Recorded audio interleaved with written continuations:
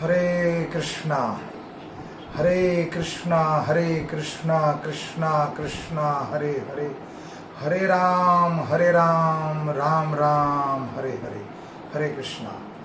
आध्यात्मिक यात्रा में प्रातःकालीन इस भागवत कक्षा में आप सबका स्वागत है। आध्यात्मिक यात्रा का आज 15वां दिन और कुंती महारानी की प्रार्थना का 10वां दिन। 11 मई 2020 इस कक्षा में सबका स्वागत है। तो आइए हम हरे नाम संकीर्तन से प्रारंभ करते हैं।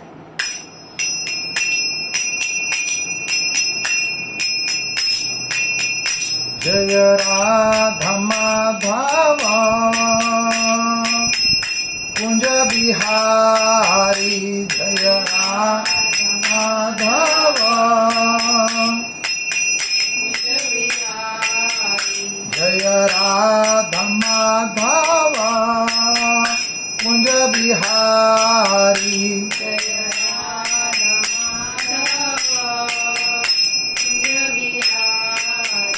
जय राधा माधव कुंज बिहारी, जय राधा माधव जय गोपी जन वल्लभ गिरिवरधारी, गोपी जन वल्लभ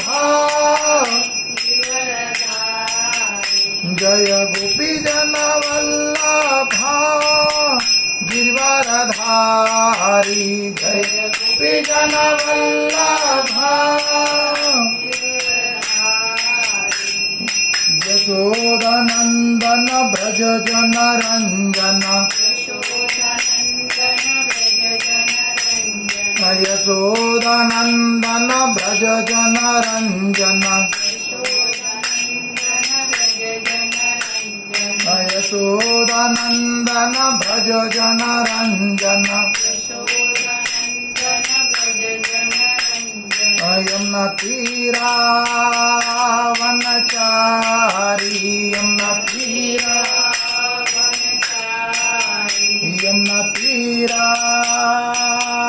वनचारी, यमुना तीरा वनचारी,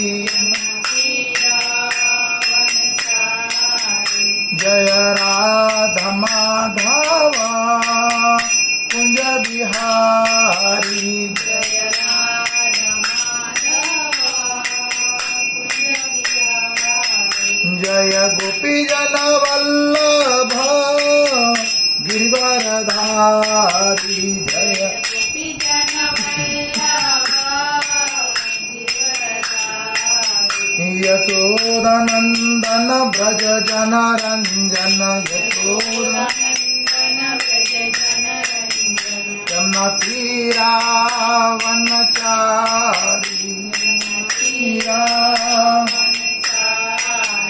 हरे कृष्णा कृष्णा कृष्णा हरे हरे, हरे राम राम राम हरे हरे, हरे कृष्णा कृष्णा कृष्णा हरे हरे, हरे राम राम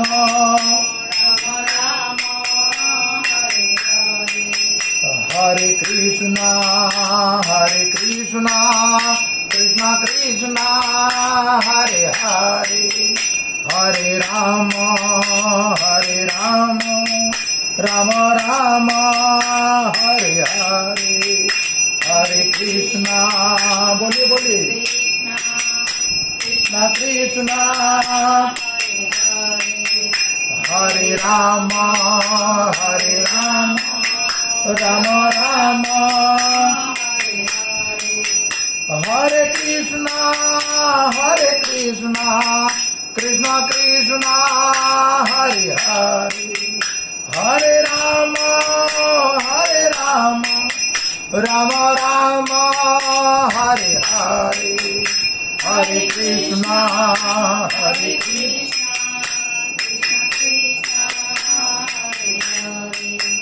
हरे राम राम राम हरे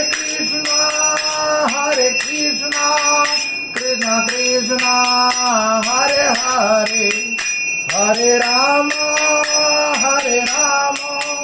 राम राम हरे हरे हरे कृष्णा कृष्ण कृष्ण हरे हरे हरे राम हरे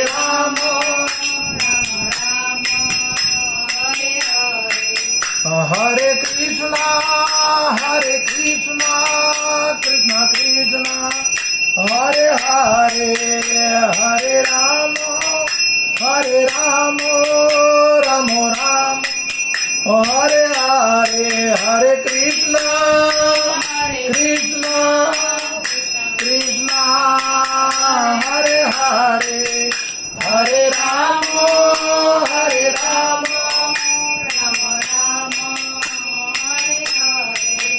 जय वृंदावन धाम जय वृंदावन धाम जय वृंदावन धाम जय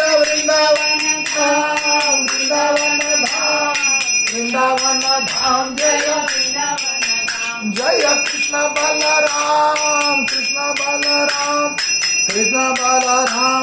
कृष्ण बलराम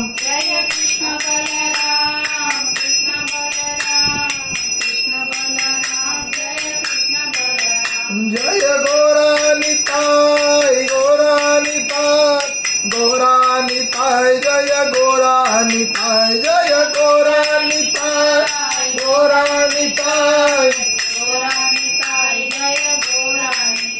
जय राधा श्याम सुंदर राधे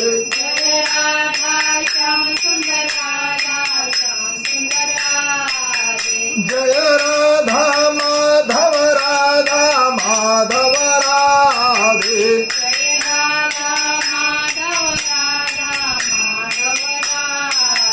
जय राधा गोपीनाथ राधे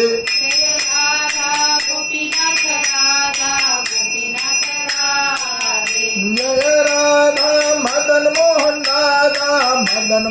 राधे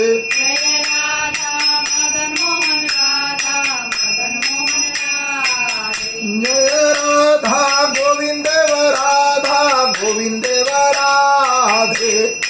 राधा गोविंद राधा जय राधा राधिकारमन राधे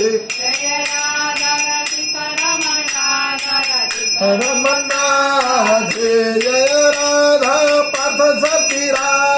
पार्थ सारथी राधे जय राधा जय राधे श्याम जय राधे श्याम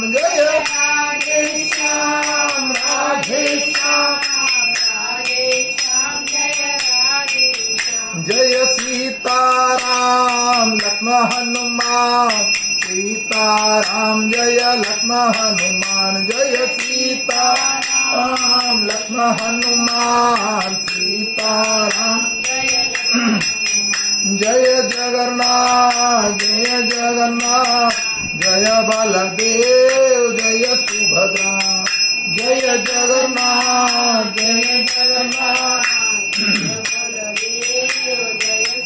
जय जय श्रील प्रभुपाद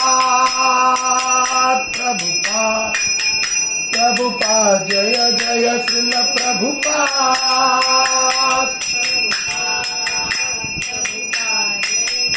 जय गुरुदेव जय जय गुरुदेव निताई गौर प्रेमानंदन हरि हरि बोल। जय ओम विष्णुपाद परमहंस परिवाजकाचार्य अभय चरण विंद भक्ति वेदांत स्वामी श्रील प्रभुपाद की जय। स्कॉन फौंडाचार्य जगत गुरु श्रील प्रभुपाद की जय। जय ओम विष्णुपाद परम हंस परिवाजकाचार्य भक्ति सिद्धांत सरस्वती गोस्वामी ठाकुर श्रील प्रभुपाद की। नामाचार्य श्री हरिदास ठाकुर की जय। प्रेम से कहो जय श्री कृष्ण चैतन्य प्रभु नित्यानंद श्री अद्वैत गदाधर श्रीवासादि गौर भक्तविंद की जय। श्री श्री राधा कृष्ण गोप गोपीनाथ श्याम कुंड राधा कुंड गिरी गोवर्धन धाम की। गंगा मई यमुना मई की जय। नवदीप मायापुर धाम की जय। राधा माधव भगवान की जय। पुरुषोत्तम क्षेत्र जगन्नाथपुरी धाम की जय। जगन्नाथ बलदेव सुभद्रा महारानी की जय। रुक्मणी द्वारिकाधीश की जय। द्वारकापुरी धाम की जय। सीताराम लक्ष्मण लाल हनुमान अयोध्यापुरी धाम की जय। रामेश्वरपुरी धाम की जय। चित्रकूटपुरी धाम की जय। ब्रजमंडल 84 कोसी धाम की जय। वृंदे देवी तुलसी महारानी भक्ति देवी की जय। ग्रंथराज भागवतम की जय। अनंत कोटि वैष्णव विंद निताई गौर प्रेमानंदन। हरि हरि बोल, हरि हरि बोल।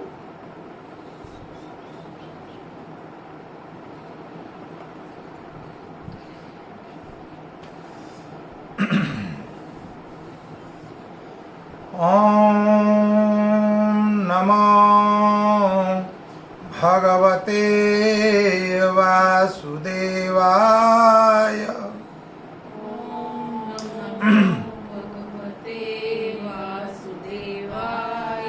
ओम नमो भगवते वासुदेवाय।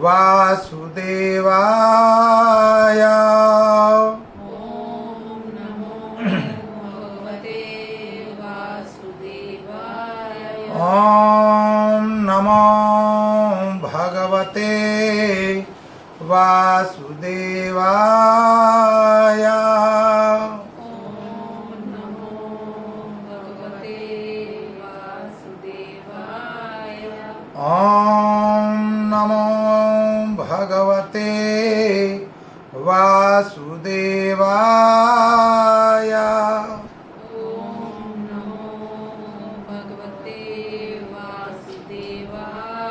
नारायणं नमस्कृत्यं नरं चैव नरोत्तमं देवीं सरस्वती व्यासं ततो जयमुदीरयम्। नष्टप्रायं सुभद्रेषु नित्यं भागवतं सेवया। भगवते उत्तम श्लोके भक्तिर्भवति नैष्टकी। कृष्णाय वासुदेवाय देवकी नंदनंदनाय च नंदगोपकुमाराय गोविंदाय नमो नमः। कृष्णं वंदे जगत गुरु। हरे कृष्णा। तो कल हमने कथा को, आध्यात्मिक यात्रा को विश्राम दिया था। पांडव अपने परिजनों को तिलांजलि देने के बाद भगवान श्री कृष्ण ने युधिष्ठिर महाराज से कुरुवंश के जो सर्वश्रेष्ठ हैं उनसे राजसूय यज्ञ कराया। कितने यज्ञ? 3 यज्ञ। अश्वमेध यज्ञ 3 यज्ञ कराए।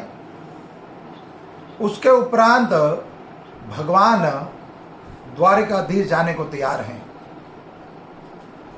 अब यहाँ से कथा वैसे कल से प्रारंभ हो गई है कि परीक्षित महाराज की रक्षा और कुंती महारानी की प्रार्थना।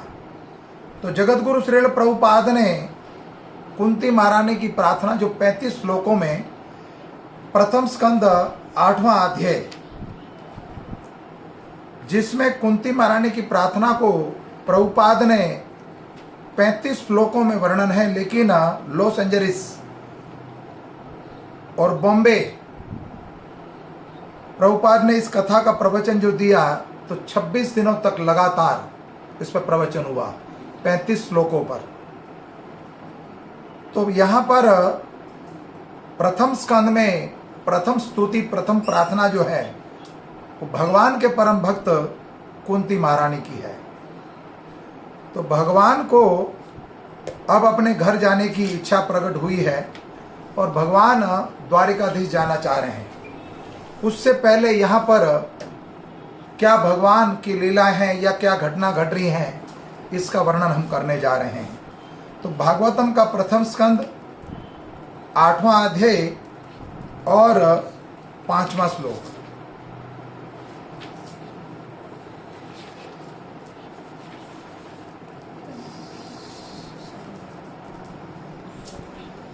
साधित्यवा जात शत्रु सर्वराजस्य कितवे ऋतुतम धातत्रिवा संतो राजयज्ञ कंचपेक्ष क्षतासु च साधित्यत्वा जातशत्रो स्वराजस्य कौन्तेव हते स्वतं धातिस्य सात्वातो राज्ञ कंचक्ष चक्षुतासु शब्दार्थ साधित्यवा संपन्न करके, अजात शत्रु जिसके कोई शत्रु ना हो उसका, स्वयं राज्यम अपना राज्य, कित्वे ध्रुतों के द्वारा दुर्योधन तथा उनका दल, हतम छीना गया, धातित्वा वध कराकर, अशत दृष्ट राजा के, कछ केशों का गुच्छा, स्पर्श छूने से, क्षत घटी हुई, आयु द्वारा। तात्पर्य और अनुवाद जगत गुरु श्रील प्रभुपाद के द्वारा। जगत गुरु श्रील प्रभुपाद की जय। द्रुत दुर्योधन तथा उनके दल ने छल करके अजात शत्रु युधिष्ठिर का राज्य छीन लिया। भगवत कृपा से वह फिर प्राप्त हो गया और जिन दुष्ट राजाओं ने दुर्योधन का साथ दिया था वे भी सब भगवान के द्वारा मार डाले गए। अन्य लोग भी मारे गए क्योंकि उन्होंने महारानी द्रौपदी के केशों का स्पर्श करने से उनकी आयु क्षीण हो चुकी थी। यहाँ पर वर्णन तात्पर्य में श्रेष्ठ दिनों में या कलयुग के आगमन के पूर्व ब्राह्मण, गाय, स्त्री, बालक तथा वृद्ध पुरुष की ठीक से रक्षा की जाती थी। तो प्रभुपाद यह वर्णन कर रहे हैं श्रेष्ठ दिनों में, मतलब कलयुग से पहले द्वापर, त्रेता या सतयुग में ये ऐसी कुछ प्रथा थी जिसमें ऐसा सिद्धांत था, ब्राह्मण, गाय, स्त्री, बालक या वृद्ध पुरुष की ठीक से रक्षा की जाती थी। अब इन चारों की रक्षा कौन कौन और कैसे कैसे करते थे? ब्राह्मणों की रक्षा से क्या क्या लाभ होते हैं? ब्राह्मण की रक्षा से आध्यात्मिक जीवन प्राप्ति के लिए नित्यांत वैज्ञानिक संस्कृति वर्णाश्रम व्यवस्था का पालन होता है। तथा गाय की रक्षा से, गायों की रक्षा से भोजन का चमत्कारी रूप अर्थात जीवन के उच्च आदर्श को समझने के लिए मस्तिष्क के सूक्ष्म स्नायु को बनाए रखने वाला गाय का दूध मिलता रहता था। स्त्रियों की रक्षा करने से समाज की पवित्रता बनी रहती थी, जिससे हमें शांति, सुशिष्टता तथा जीवन की उन्नति के लिए अच्छी संतति मिलती है। चौथा, बच्चों की रक्षा से मनुष्य जीवन को वह सुनहरा अवसर प्राप्त होता है जिससे भवबंधन से मुक्ति का मार्ग संपन्न होता है। बालकों की ऐसी रक्षा गर्भाधान संस्कार में से ही प्रारंभ हो जाती है। पांचवा, वृद्धों की रक्षा करने से उन्हें मृत्यु के पश्चात श्रेष्ठता जीवन की तैयारी करने का सुअवसर प्राप्त होता है।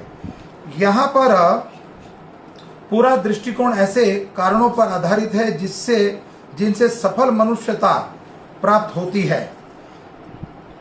इसके विपरीत दिखावटी कुत्तों तथा बिल्लियों की सभ्यता है। अपुयुक्त निर्दोष प्राणी का वध सर्वथा वर्जित रहा है, क्योंकि यदि उनका अपमान भी किया जाए तो आयु क्षीण हो जाती है। कलयुग में इन प्राणियों की समुचित सुरक्षा नहीं हो पाती, अतएव वर्तमान पीढ़ी की आयु काफी घट गई है। भगवत गीता में कहा गया है कि जब समुचित सुरक्षा के स्वभाव में स्त्रियां उल्टा हो जाती हैं तो उनसे अवांछित संतान उत्पन्न होती है, जिससे वर्णशंकर भी कहते हैं।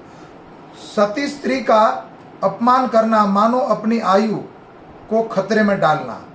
दुर्योधन के भाई दुशासन ने आदर्श सती नारी द्रौपदी का अपमान किया था, अतएव उस दुष्ट को असमय मरना पड़ा।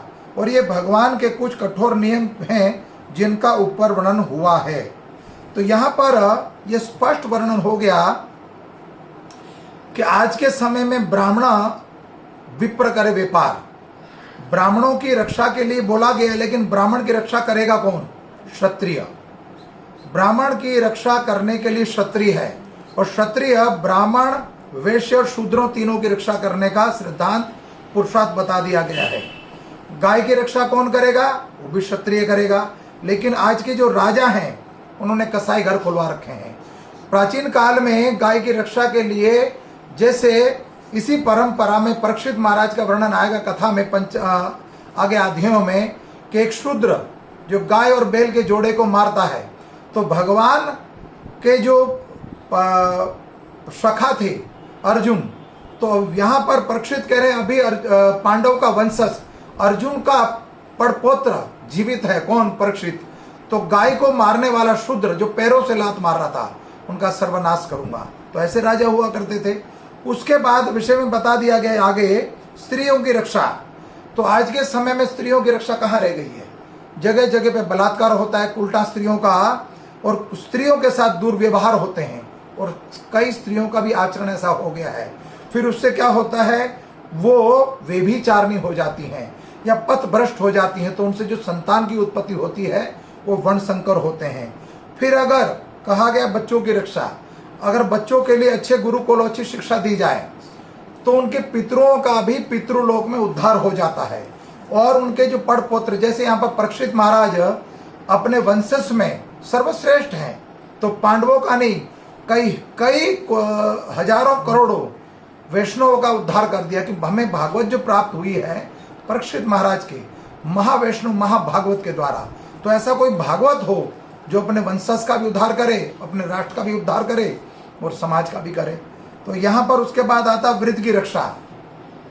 तो आज के समय में तो वृद्धाश्रम बन चुके हैं, इतने संस्कार इतने गुणकारी हो गए, हम एडवांस टेक्नोलॉजी आ चुकी है, तो हम कितने होशियार हो चुके हैं कि हम अपने पूर्वज को, अपने बूढ़े माता पिता को, दादा दादी को वृद्धाश्रम में छोड़ाते हैं, और उनकी मृत्यु के बाद उनकी अस्थियां भी घर में मत लाना। शास्त्र नहीं के बोलता, लेकिन ऐसे बताते हैं कि उनकी अस्थियां मत लाना, घर अशुद्ध हो जाएगा।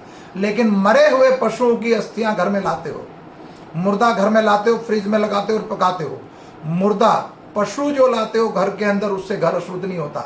लेकिन जिस परिवार के दादा दादी माता पिता ने घर बनाने के लिए, परिवार को सजाने के लिए और अपने वंशज को चलाने के लिए पूरे शरीर का, देह का त्याग कर दिया, पूरा शरीर खर्च कर दिया, उसके लिए हमारे पास समय नहीं है। तो ये समय कलयुग की परिस्थितियां सारी बताई जा रही है। और जो पुरुष स्त्री का अपमान करेगा उसकी दशा, दुर्दशा हम यहाँ देख रहे हैं कैसी हुई। उसका 100 कौरव थे और एक शक्षोणी सेना, सर्वनाश हो गया, पीछे रोने वाला कोई नहीं बचा। ऐसे ही रावण ने स्त्री का अपमान किया था, माता सीता का, तो उनके पीछे भी वही रहस्य है कि कोई रोने वाला नहीं बचा। लेकिन सौभाग्यवश अगर भाग्य से आपके कुनबे में, आपके परिवार में कोई विरला भगवान का भक्त प्रकट हो जाए। जैसे रावण की सभा में विभीषण थे और कौरवों की सभा में विदुर जी थे, तो विदुर की कमाई खाते थे कौरव। जब विदुर का अपमान किया तो रोने वाला कोई नहीं बचा, उधर विभीषण का अपमान हुआ तो कोई रोने वाला नहीं बचा। ठीक उसी तरह किसी संत का अपमान होता, जैसे मीरा, तुलसी, नरसी, सुदामा।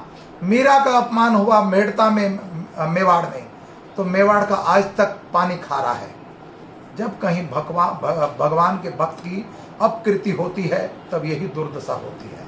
और आज का जो कोरोना काल चल रहा है उसमें भी मनुष्य की करनी है और कुछ भी नहीं है। ओम अज्ञानम तिमिरम ध्यानस्य ज्ञानजनाशलाकया चक्षुरूपम येन तस्मै श्री गुरुवे नमः। श्री चैतन्यो मनोभृष्टं स्थापितं येन भूतले स्वयं रूपं कदा ददाति स्वयं पदात्कितं। वंदे श्री गुरु श्रीयुतपदकमलं श्री गुरु वैष्णवां च श्री रूप सांग्रजातं सहगण रघुनाथतं सजीवं श्राद्धदेतं सावधूतं परिजन सहित कृष्ण चैतन्य देवम्। श्री राधा कृष्ण पदारम सहगण ललिता श्री विशाखा। हे कृष्णा करुणा सिंधु दीन बंधो जगतपते गोपेश गोपिका कांता राधा कांत नमस्तुते। तप्त कांचन गौरांगी राधा वृंदावनेश्वरी वृषभानु सुत देवी प्रणमामि हरि प्रियाय। वांशा कल्पतरुभक्ष कृपा सिंधु एव च पतितानां पावनेभ्यो वैष्णवेभ्यो नमो नमो। जय श्री कृष्ण चैतन्य प्रभु नित्यानंदा श्री अद्वैत गदाधर श्रीवासादि गौर भक्तविंद। हरे कृष्णा कृष्णा कृष्णा हरे हरे, हरे राम राम राम हरे हरे।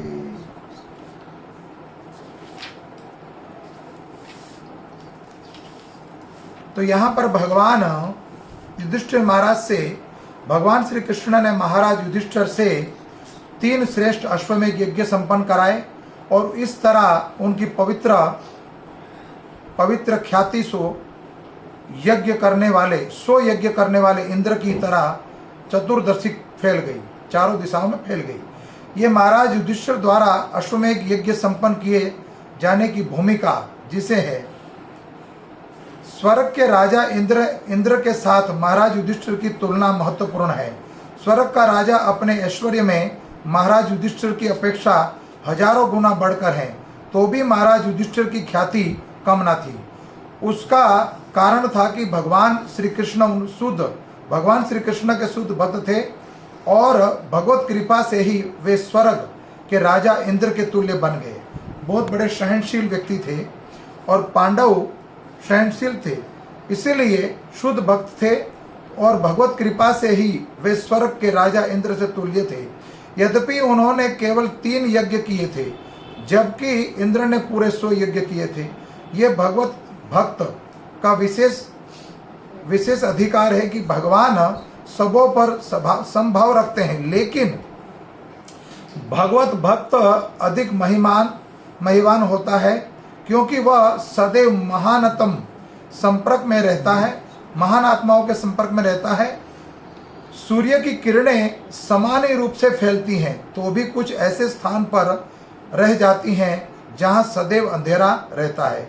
ये सूर्य के कारण नहीं होता, अपितु ग्रह का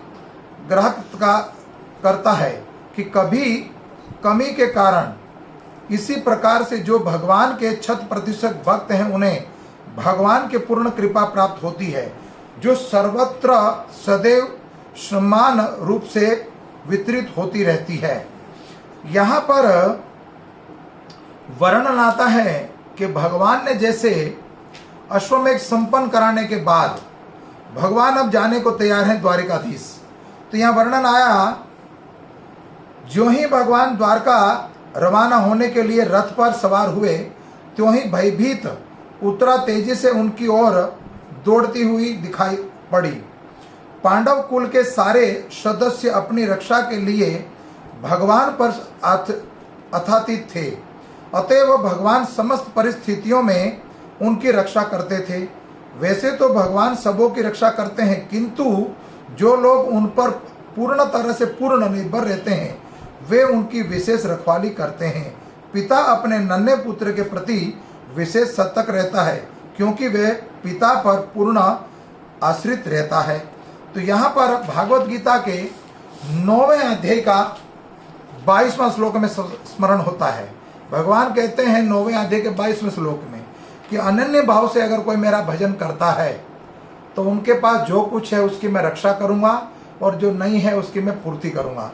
यहाँ पर ये श्लोक का एक अवसर प्राप्त होता है। तो यहाँ पर घटना क्या घटी? पाही माँ महायोगींद्वरा जगतपते न्यायत्व भय पश्यंत यत्र मृत्यु परस्परम। तो वर्णन आया, उत्तरा ने कहा, हे देवों के देव, जगत के स्वामी, आप सबसे महान हैं, योगी हैं, कृपया करके मेरी रक्षा करें, क्योंकि आपके अतिरिक्त मुझे इन दैत्यपूर्ण जगत में मृत्यु के पास से कोई बचाने वाला अन्य नहीं है। यह भौतिक जगत दैत्यपूर्ण है, जबकि परम धाम एक रूप है। दैत्यपूर्ण जगत पदार्थ तथा आत्मा से निर्मित तथा जबकि परम जगत पूर्णता आत्मा है, जिसमें भौतिक गुणों का लेश भी नहीं पाया जाता। इस दैत्यपूर्ण जगत में प्रत्येक व्यक्ति झूठे ही जगत का स्वामी बनने का प्रयास करता रहता है, जबकि परम जगत में भगवान ही परमेश्वर हैं और अन्य सभी उनके सेवक हैं। दैत्यपूर्ण जगत में प्रत्येक व्यक्ति अन्य सबों के इच्छा करता रहता है और पदार्थ तथा आत्मा से दैत्य अचित तत्व के कारण मृत्यु की अनुयायी है। चरणागत जीव के लिए भगवान ही एकमात्र अभय है, अभय के दाता हैं। भगवान के चरण कमलों के चरण ग्रहण किए बिना कोई भी व्यक्ति इस जगत में अपने मृत्यु के क्रूर हाथों से नहीं बच सकता। देखिए यहाँ पर कितना सुंदर वर्णन हुआ है कि भगवान इस संसार में जीव का रक्षक कौन है। 84 लाख जोनी है तो सबके पिता भगवान है, तो रक्षक कौन है? कोई डॉक्टर नहीं, कोई वैद्य नहीं, कोई हॉस्पिटल नहीं, कोई धन नहीं। आज की जो संपत्ति है, आज का जो धन है, आपकी जो पहुंच है, वो सब छोटी पड़ रही है मृत्यु के आगे ना, कोरोना काल के समय। तो ये कुदरत का कोप है। तो यहाँ पर कहते हैं जब तक व्यक्ति भगवान की चरण ग्रहण नहीं करेगा, समर्पण नहीं करेगा, तो ऐसी अपने को मृत्यु के क्रूर हाथों से नहीं बचा सकता।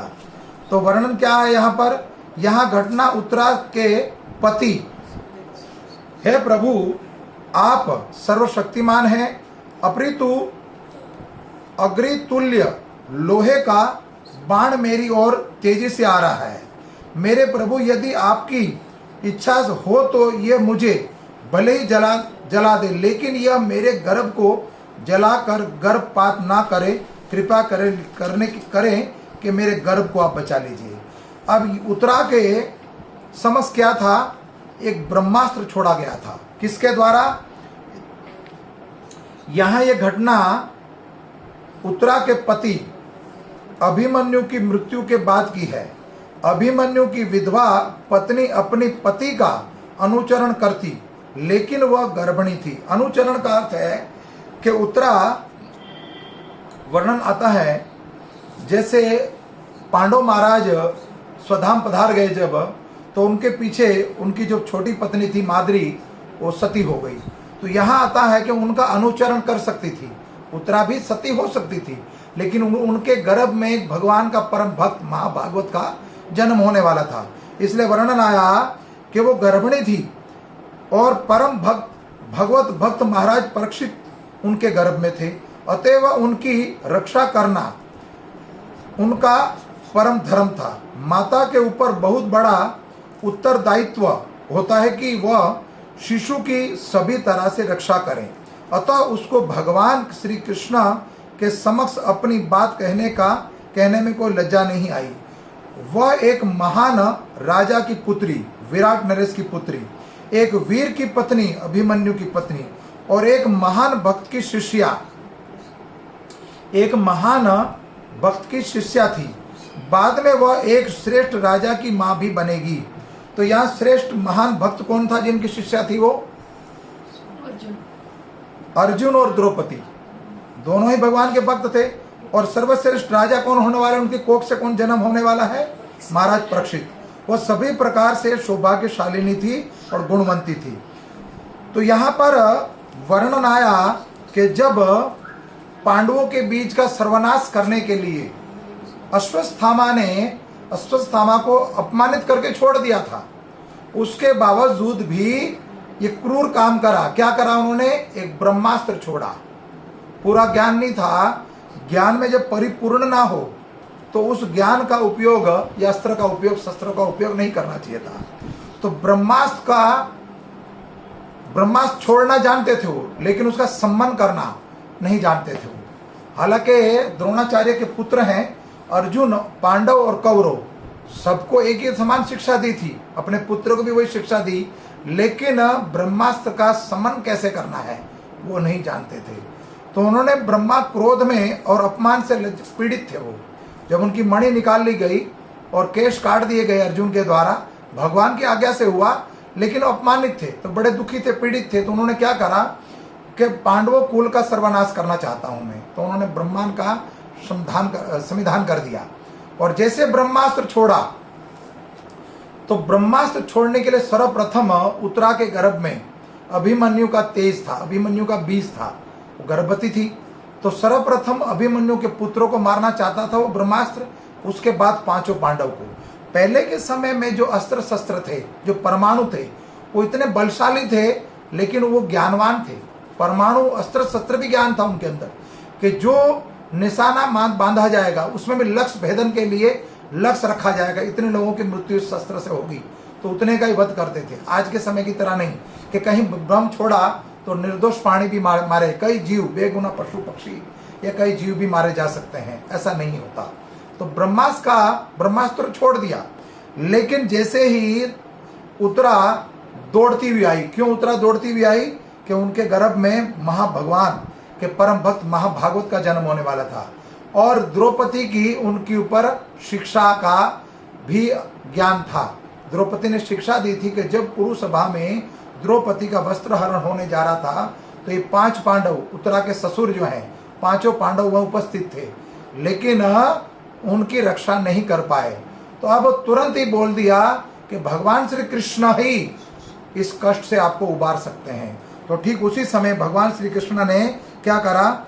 सूत गोस्वामी कहते हैं, उसके वचनों से धीरज के साथ सुनकर अपने भक्तों के प्रति सदैव अत्यंत भक्तवत्सल भगवान रहने वाले भगवान श्री कृष्ण ने तुरंत ही समझ गए कि द्रोणाचार्य के पुत्र अश्वत्थामा ने पांडव वंश का अंतिम प्राणी को समाप्त करने के लिए, निर्बीज करने के लिए ही ब्रह्मास्त्र छोड़ा है।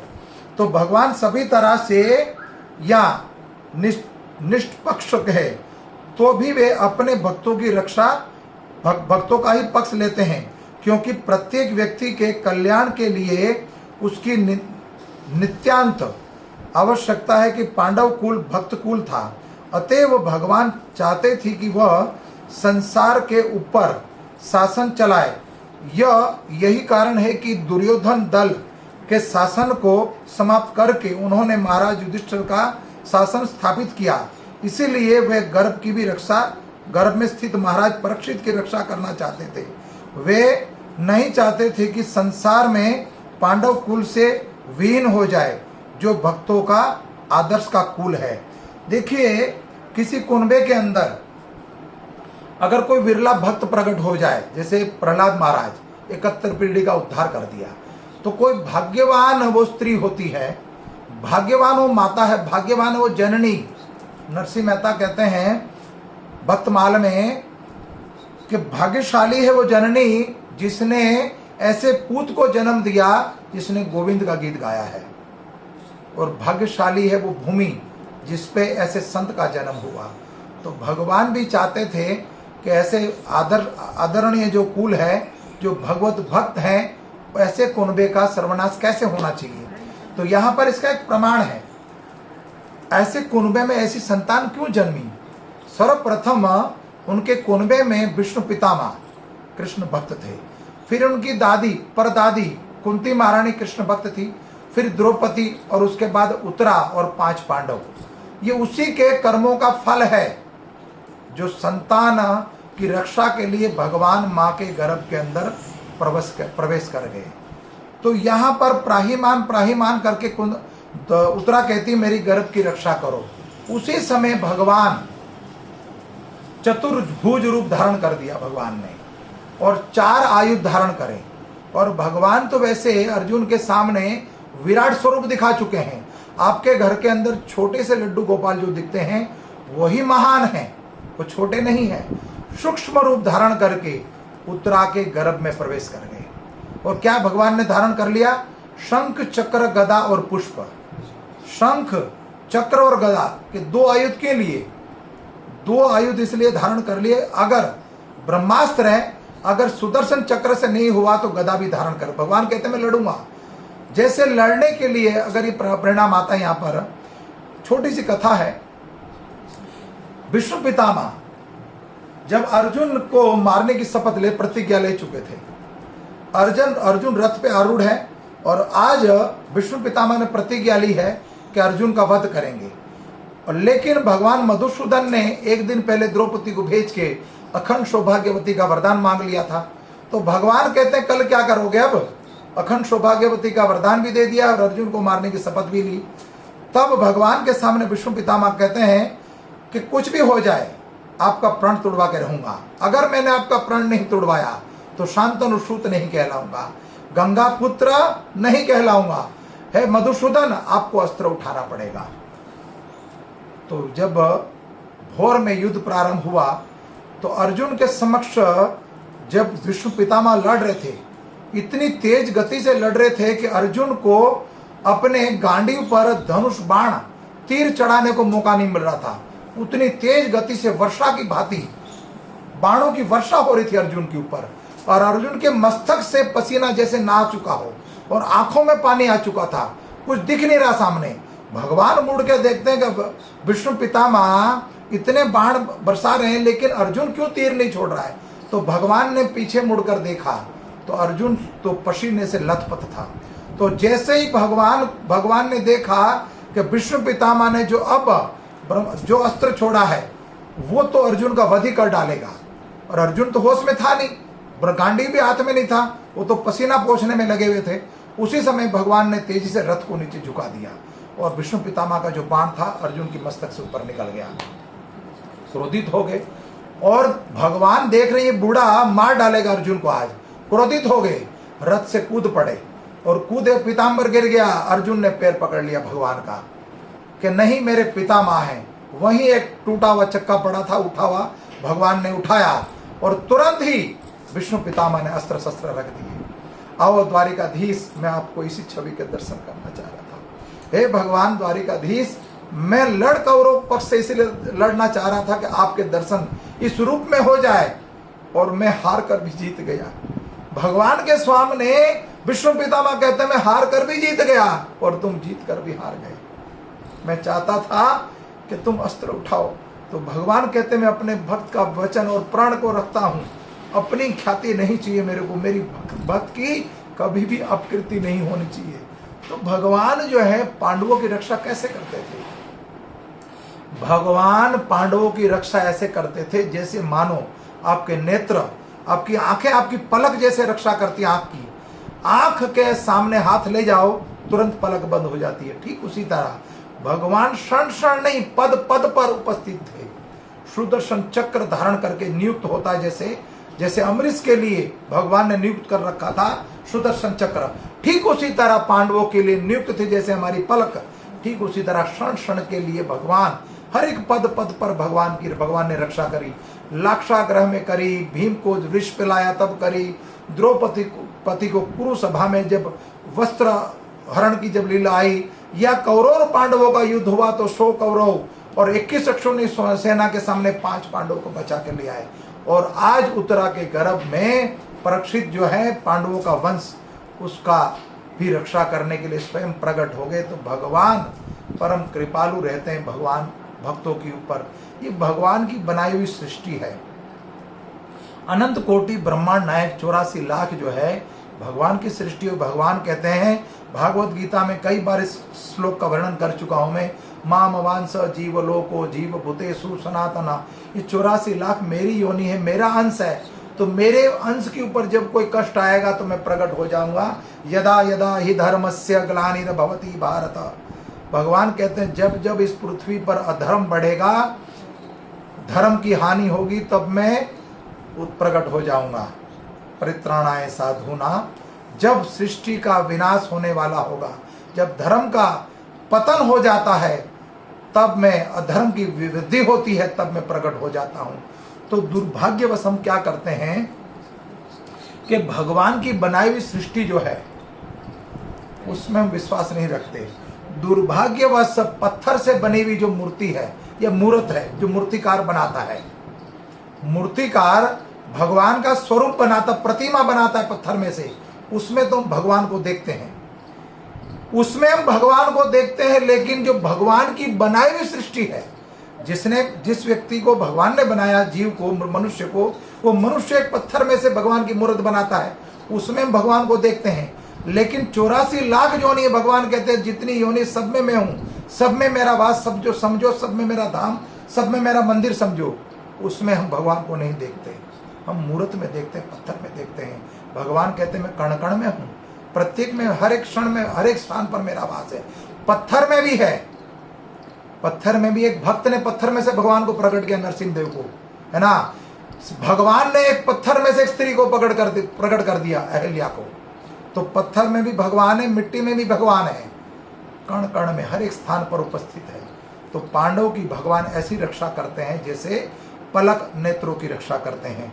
तो आगे की कथा में वर्णन है कि भगवान ने जब परीक्षित महाराज की रक्षा करी और उनके कुनबे की रक्षा हो गई, तो आगे की कथा में अब यहाँ से 8वें अध्याय का 18वां श्लोक कल करेंगे हम, जिसमें कुंती महारानी की प्रार्थना प्रारंभ हो जाएगी, जो 35 श्लोकों में है। और इन 35 श्लोकों को प्रभुपाद ने 26 दिनों तक बोला लॉस एंजलिस और बॉम्बे में। तो इस कथा का देखो कितना एपिसोड होते हैं, अभी नहीं पता। तो अभी भगवान के भक्तों की कथा, हरि अनंत, हरि कथा अनंत। भगवान श्री कृष्ण हस्तिनापुर में है, काफी समय बीत चुका है। अब अर्जुन की ख्याति प्रतिदिन बढ़ती रहती है। यहाँ पर परीक्षित की रक्षा तो हो ही गई, उसके बाद अश्वमेध यज्ञ करने के बाद उनको राज भी सौंप दिया गया। तो यहाँ पर स्थिति ये हुई, एक दिन की बात है कि भीम जो है बड़े चिंतित थे। भीम जो है प्रतिदिन देखते कि जो कुछ पुरुषार्थ हो वो सिर्फ अर्जुन को ही मिलता था। युद्ध में वैसे 100 कौरवों को मारा भीम ने, लेकिन अर्जुन को जो है सर्वश्रेष्ठ बोला गया। सर्वश्रेष्ठ गांडीव धारण करने वाले तो अर्जुन थे। संगीत में भी परिपूर्ण थे, भगवान के सखा भी परिपूर्ण वो।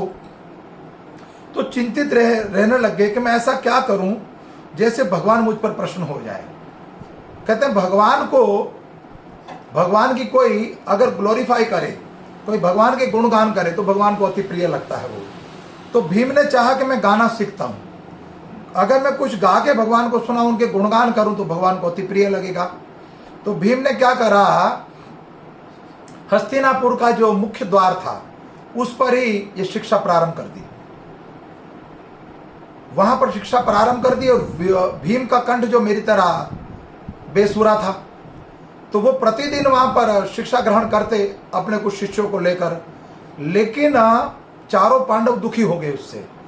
अब भीम को कौन मना करे। युधिष्ठिर महाराज तो बड़े भाई हैं, छोटे को कैसे बोले। अर्जुन, नकुल और सहदेव पहले डरते थे भीम से, बड़े थे उनसे, तो कैसे बोला जाए।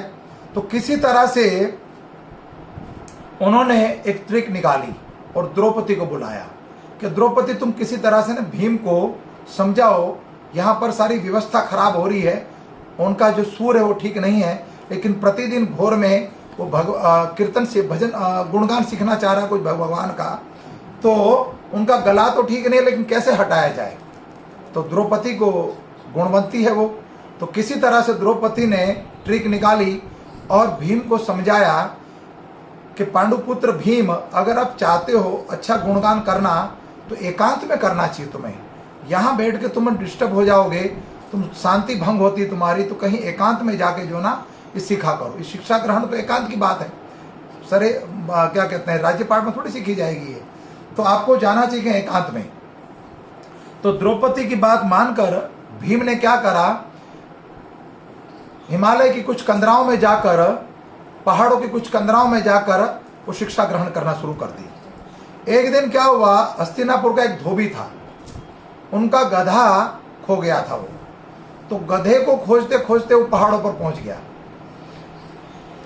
हरिद्वार हस्तिनापुर से नजदीक ही है, तो पहाड़ों में कहीं खोजते खोजते पहुंच गए वो, और भीम की आवाज कुछ उनके गधे से मिलती थी। तो अब ढूंढते ढूंढते ढूंढते वहां पहुंच गए जहां भीम को शिक्षा ग्रहण करने थे, गाने का जो प्रयास कर रहे थे। अब भीम के पास पहुंचे धोबी, तो धोबी को देखकर भीम ने कहा, तुम यहां क्या करने आ गए हो, बताओ। तो धोबी क्या कहते, धोबी के महाराज क्या बताऊं मैं बता नहीं सकता आपको, मैं आपके डर से मैं आपको कुछ बता नहीं सकता। कहता बताना पड़ेगा तुम्हें। कि दरअसल हुआ क्या है कि 3 दिन से मेरा गधा खो गया है, तो मैं जब आप गा रहे थे तो मैं समझ रहा था कि शायद मेरा गधा जो है ना या पहाड़ों के बीच में शायद गा रहा है। तब उसको समझ आया भीम को कि द्रौपदी ने मेरे को इसलिए वहां द्वार से हटाया कि मेरा जो सूर है वो ठीक नहीं है, मैं बेसुरा हूं। तो ठीक मैं भी बेसुरा हूं, लेकिन असुर नहीं हूं। तो भीम भी असुर नहीं थे, बेसुरे थे, लेकिन भगवान के भक्त थे। तो अगले दिन क्या रहा, अगले दिन भगवान श्री कृष्ण को बुलाने के लिए युधिष्ठिर महाराज ने कहा भीम को कि तुम भोर हो गई है, मुझे भगवान श्री कृष्ण से कुछ विचार विमर्श करना है, कुछ राजनीतिक उनसे शिक्षा लेनी है, तो तुम जाओ द्वारिका और द्वारिकाधीश को बुलाकर लेकर आओ। तो ठीक है, भीम को बोल दिया, और युधिष्ठिर महाराज तो फिर राजपाट करते थे तो चले गए अपने शासन में, अपने दरबार में। तो दोपहर का समय हो गया और युधिष्ठिर महाराज फिर दोबारा आए, तो भीम जो है अपने कमरे से बाहर आते हुए देखे, तो भीम को दिख गए। तो भीम को देखकर कहते हैं युधिष्ठिर महाराज कि भीम तुम बड़ी जल्दी वापस आ गए।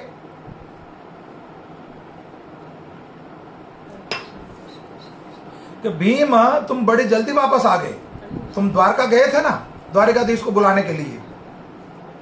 तो भीम कहते हैं अरे भैया मैं तो भूल ही गया, मैंने तो पहले ब्रेकफास्ट किया और फिर नहाया और सो गया, सुबह का कलेवर लिया और सो गया।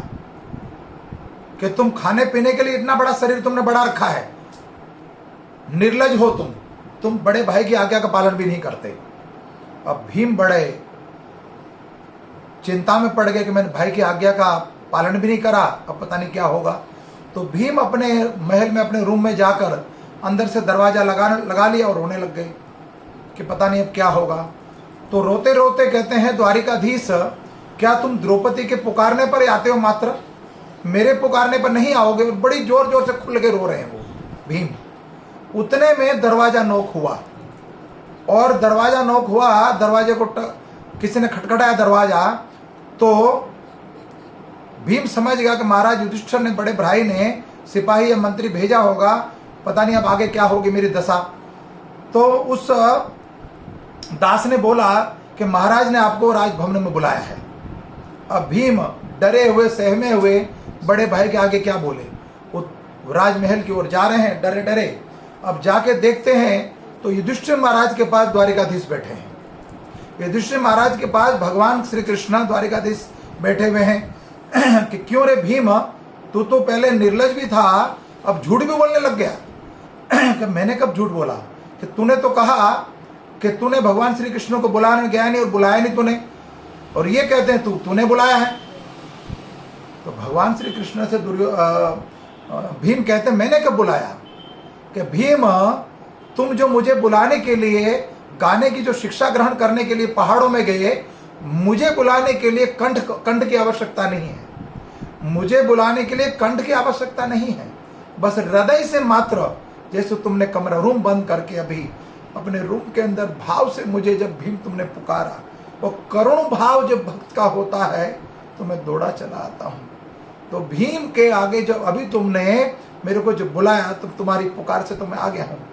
तब भगवान श्री कृष्ण यहाँ ये स्थापित होता है कि भगवान अपने भक्तों की रक्षा निरंतर करते हैं। तो हमें भाव से निरंतर भगवान का भजन करना चाहिए, और ज़्यादा से ज़्यादा जितना समय मिला है, मनुष्य देह प्राप्त हुआ है, दुर्लभ शरीर प्राप्त हुआ है, दोबारा मनुष्य देह प्राप्त होने वाला नहीं है।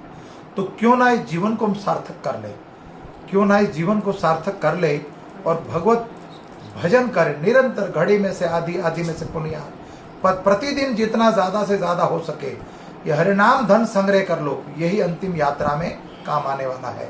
यहाँ की संपत्ति, यहाँ का धन, यहाँ का ऐश्वर्य आप देख रहे हो, किसी को कुछ भी काम नहीं आ रहा है। मात्र जिसके पास हरिनाम धन है, यहाँ पर 5 पांडवों के चरित्र से, उनका वर्णन, उनका सुनने से, उनके जीवन काल को हमने जब पढ़ा तो यहाँ उनकी रक्षा हो गई। वो करते क्या थे? कुछ भी नहीं था उनके पास, बिल्कुल दरिद्र हो चुके थे, वन वन भटक रहे थे, लेकिन कृष्ण उनके साथ थे। जो धर्म को कभी नहीं छोड़ेगा, प्रतिकूल समय में जो भगवान को ना छोड़े, भगवान के ऊपर विश्वास ना छोड़े, ऐसी उन व्यक्तियों की, उन भक्तों की, उन मनुष्यों की रक्षा भगवान करते हैं।